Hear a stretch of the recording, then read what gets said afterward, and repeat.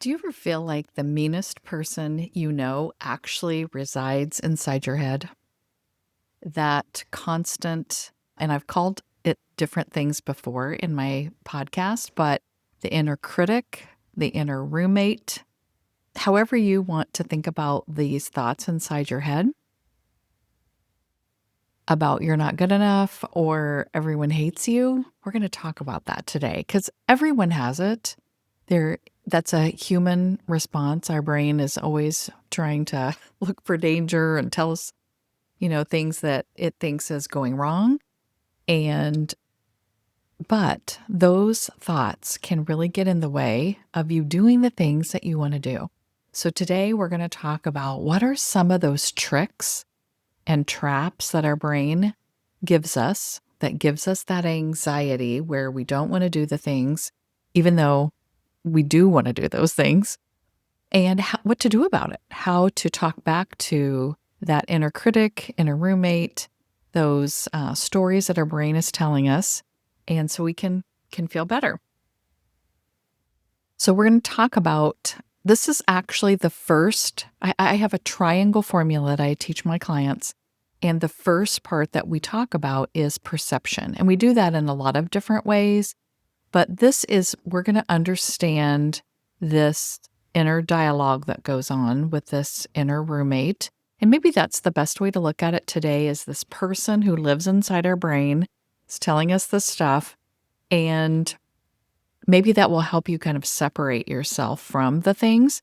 And then when you are finished listening to this today, you will have some ideas of what to do when this comes up again. Because a lot of times we're so used to this voice talking to us that we don't even question it, or we don't even realize that the tricks that it's using to try to get us sucked into the story. And so that's why I want you to know about these things today. And I like thinking about them as thinking traps, because we do just kind of like get caught up in it, and then we don't realize we're caught up in it until we've already suffered a really long time with it. So the first trap is mind reading. So that inner roommate thinks that it knows how to read other people's minds. And so when you experience maybe somebody not paying attention to you or talking to you, your inner roommate's like, oh, well, they don't even like you, or you're weird, or you're not ever going to get a date because these people aren't paying attention to you. And so that's the first trap, is that your inner roommate thinks that it's a mind reader and can read people's minds in your world. And the other thing that's similar to mind reading is fortune telling. So your inner roommate thinks that they can tell the future. And so something happens and your inner roommate is like, oh, well, you are going to do terrible on this test and you're going to fail everything and you're never going to get married and you'll never lose this weight, or you'll never get healthy, or whatever it is. And it's thinking about, your inner roommate is looking into the future and just telling you what it thinks the future is going to be. And then there's catastrophizing. And so you know that a catastrophe is something terrible that happens, like the worst thing that could happen. So when your inner roommate decides that they want to catastrophize everything, that just means that it's your inner roommate is telling you the worst possible scenario about everything. This is going to be the worst party you ever went to. This is the worst experience you're ever going to experience. You're never going to get into a good college. You're never going to have a life partner. Whatever, this always, never, it's terrible, it's the worst. All of that is catastrophizing. Then labeling. So the inner roommate gives you a label of some kind, like you're a klutz. You're the most boring person. You're the ugliest person. You're the fattest person. It gives you a label, or a label to something. Your video was the worst video anyone ever saw, or so those kinds of where it's labeling you in some way because of something that you said or did or something that happened. And then overgeneralizing. So if one person tells you they don't want to go out with you, now there's not a person in the world that will go out with you. Or if a person didn't invite you to their party, you'll never be invited to any parties ever again, or no one likes you, and that's why you weren't invited to this party. And then all or nothing thinking, which I think that's my brain's favorite. And I experience all of these, by the way, as so does everyone else. But sometimes your brain likes one in particular and does it a lot more than the others. And so all or nothing or black and white thinking, and black and white just means that they're complete opposites. It's like all or nothing are complete opposites, is that it just goes to extremes. So you fail, or your inner roommate will say something like, you either will get an A or you're going to fail, or you're going to get a date or you'll never get a date. Like, so it's like everything or nothing, or just like the complete opposites of each other. And then sometimes your inner roommate will personalize something. So because this happened, it's your fault. And a lot of people who feel over responsible for the world and other people's feelings and situations use this one because it's like, oh, because this person is mad, it must be your fault. Because my parents got divorced, it must be because of me. Because my friend group had a falling out, it must be because of something that I did. And so taking just anything that happens and personalizing it and telling this inner roommate telling you that it's your fault that these things have happened. Now, because we hear thoughts and have thoughts all day long constantly, we do tend to tune out a lot of this stuff and not realize that these dialogues are going on because we can't possibly listen to all of it. It's like too much for any person. And so sometimes when we're feeling bad, we need to look inside and become aware of what is being talked about in there. What is our inner roommate saying to us? And we might then pick up on, oh, this is why I'm feeling so bad today, because my inner roommate's saying all these terrible things about me. So what I want you to do about here, finally becoming aware and realizing that this stuff is being said, what I want you to do about that is to start asking your inner roommate questions. And that's where this like separating it out from your brain helps you, because if you think about it as a person that you're having a dialogue with, you can ask questions to this person.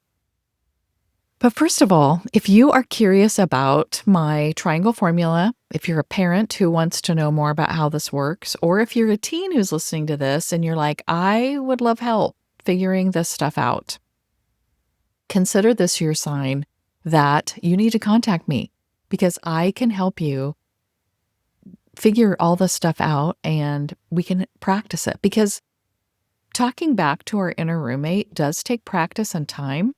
And this video will help you, but this is something that you need to continually practice. And it really helps if you have a mentor or a guide, somebody that can kind of help you figure this out as a parent or as a teen. So you can message me on any social media. You can put a comment in here and I can, send you more information about how I can help you. And I have a parent workshop coming up. If you're watching this before July 24th, then 2025, you can come to my parent workshop and find out more about it as well, because I will talk about all 3 pieces of the triangle formula. And I can help you work on this and many other things in my program. So, what are the questions we need to ask our inner roommate? So, let's challenge that inner roommate when they come up with all these different scenarios. So first of all, we're going to ask our inner roommate, what are the facts about this? So if our inner roommate is telling us that you're going to never pass the driving test, then first of all, when you ask yourself, what are the facts? I mean, we don't know, we haven't taken it yet. And even if we have failed it before, that doesn't mean we'll fail it again. Like every time we practice it, we're going to be doing better and better to get to the part where we are going to pass it. But what are the facts? So I've been studying this manual. I've taken notes that help me. I have made flashcards or whatever it is that you do to study for things like that. Just remind yourself that I have done the work that it's going to take to pass this.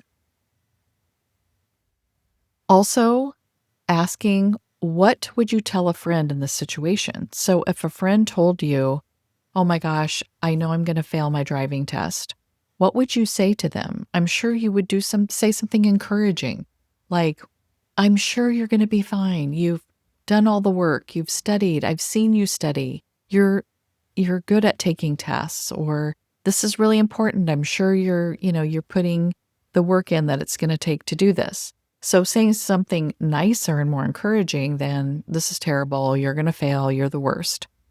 Hopefully you don't talk to your friends like that. And then what can I do to solve this problem? Now, we can't just go in and say, I will pass this test and just make that happen. But how do you ensure or help yourself pass a test of any kind that you've taken, whether it's a driving test or tests at school? We've all had experiences with tests. We prepare for them. We study. We think about it. We find ways that help that information stick in our brain. And one of the things we don't realize we need to do that I can also help you with is we need to calm ourselves, our bodies and our brains, so that our brain is at full capacity to take that exam, whatever that exam is. And so the other part of what are some steps I can do? How can I problem solve this? I'm going to make sure that my body is calm when I take that exam so that I can pass it. And I have a test anxiety kind of meditation, get your body in alignment to take the test. And I'm going to link it somewhere. This is my first try at linking something to my video. So hopefully you'll find it somewhere. And if I can't figure it out, it'll just be in the show notes or in the comments. But I have an audio that you can listen to the morning of, the night before, whatever it is, to help you with any kind of test. But maybe you're getting ready to take your driving test, or maybe it's some other test that you're taking for school or for a certification or anything else that you need. So I hope that this helped you. What are the thinking traps the inner roommate uses? What are some questions you can ask? Practice this and contact me. I can help you with all of this. I'll talk to you soon.